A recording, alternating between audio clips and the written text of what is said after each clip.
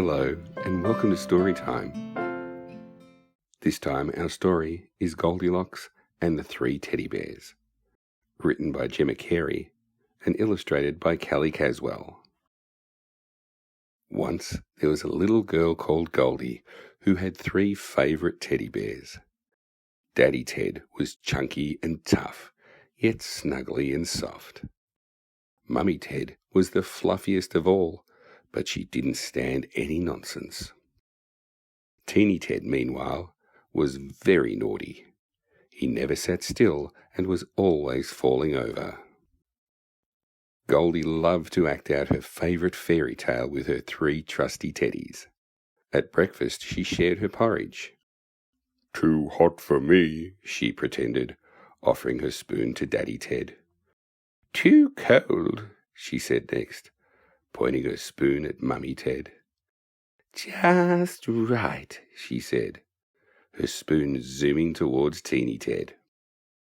"Goldie," shouted Mum, "I've had enough of washing those poor bears." But it was too late. After breakfast, Goldie sat on the sofa with Daddy Ted. "Too big for me," she said, climbing down. She sat in the armchair with Mummy Ted. "Still too big," she said, tumbling off. "Just right," she said, squeezing herself and Teeny Ted into a little wooden chair. "Goldie," yelled Mum, "I've had enough of gluing that chair leg." But it was too late. At bedtime, Goldie perched on the double bed with Daddy Ted.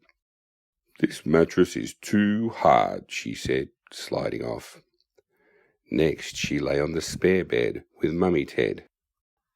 "Far too soft," she said, jumping down.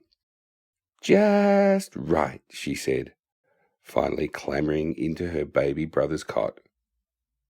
"Goldie," said Mum, "I've had enough of you waking up your brother." But it was too late. Next day the front door flew open.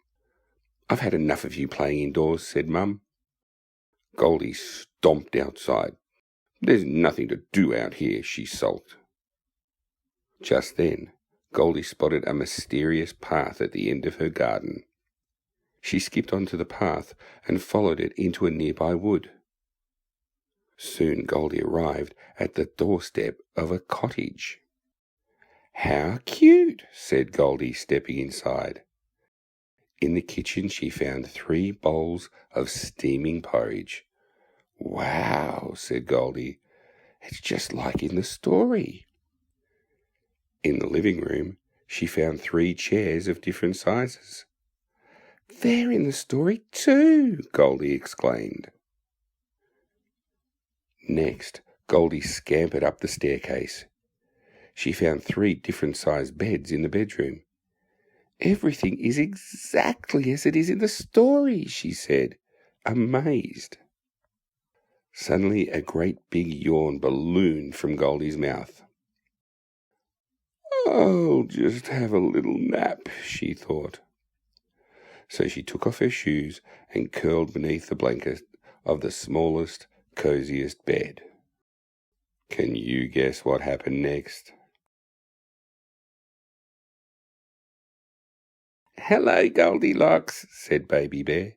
"We wondered when you would come back." Goldie looked puzzled. "You mean I'm the girl in the story?" "Of course," said Baby Bear.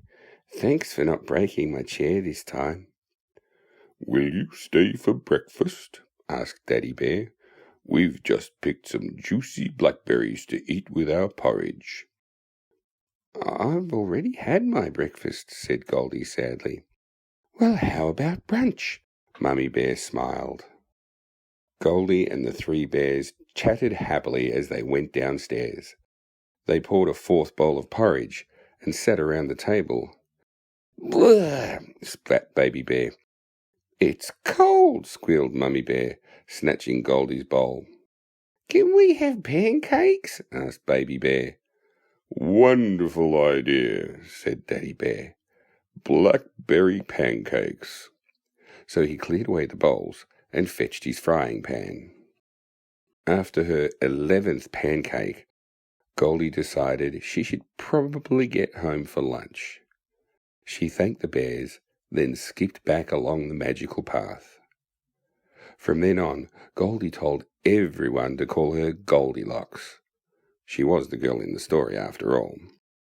At breakfast, she refused to feed her teddies porridge. Instead, she asked for blackberry pancakes.